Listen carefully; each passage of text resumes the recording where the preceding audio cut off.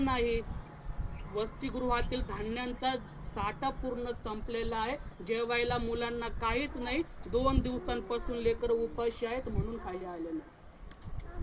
कुठलाही विचार न करता या मातेनं बाबासाहेबांनी त्यांना तयार केलेले दागदागिन्यांचा डब्बा, हातातील सोन्याच्या बांगड्या वराळ्यांच्या हातात दिल्या आणि मार्केटमध्ये जाऊन पहिलं हे विका किंवा गहाण ठेवा, परंतु अन्नाची व्यवस्था या लेकरांना झाली पाहिजे.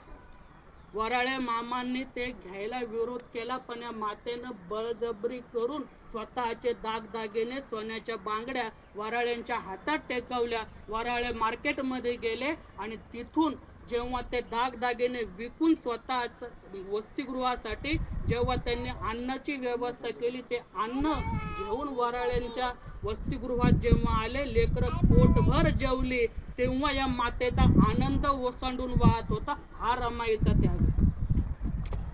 तेव्हा रमाबाई आंबेडकर ही रमाई झाली.